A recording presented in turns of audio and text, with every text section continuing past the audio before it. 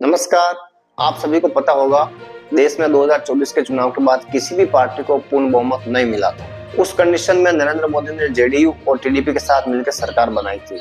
सरकार तो बन गई, लेकिन यह सरकार कहां तक चलेगी, कितने समय तक चलेगी, इसकी कोई गारंटी नहीं है। क्योंकि जेडीयू और टीडीपी दोनों का बैकग्राउंड आप सभी को पता है, क्योंकि वो उनके लिए पार्टी का हित सबसे ऊपर है। आप सभी सोच रहे होंगे कि नरेंद्र मोदी को सीटें कम मिली, इसका सबसे ज्यादा फायदा राहुल गांधी या विपक्ष को हुआ होगा। लेकिन मेरी नजर में इसका सबसे ज्यादा फायदा जो बीजेपी के आने वाले समय में प्रधानमंत्री पद के उम्मीदवार हैं उनको हुआ है। जैसे योगी आदित्यनाथ हुए, अमित शाह है, डॉक्टर मोहन यादव है, जो भी बीजेपी के आने वाले समय में प्रधानमंत्री पद के कैंडिडेट हैं उनको हुआ है।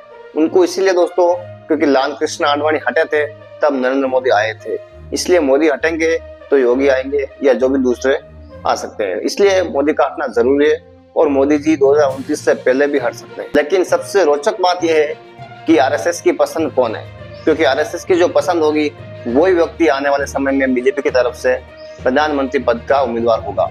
क्योंकि नरेंद्र मोदी आरएसएस की पसंद थे, इसलिए आडवाणी को हटना पड़ा और मोदी आए। इसलिए आरएसएस की पसंद अभी के हिसाब से योगी है, क्योंकि योगी और मोहन भागवत का रिश्ता सभी को पता है और देश में आने वाली जो परिस्थितियां बन रही है उसके हिसाब से आरएसएस योगी आदित्यनाथ को आगे करेगा। अगर बीजेपी को वापस पूर्ण बहुमत चाहिए तो इसके लिए मोदी जैसा कोई नेता चाहिए, और मोदी जैसा नेता अभी के हिसाब से 2 या 3 ही है। सबसे पहला नंबर योगी आदित्यनाथ का आता है, उसके बाद अमित शाह का आता है और उसके बाद नितिन गडकरी, वो भी बीजेपी की तरफ से संभावित उम्मीदवार हो सकते हैं।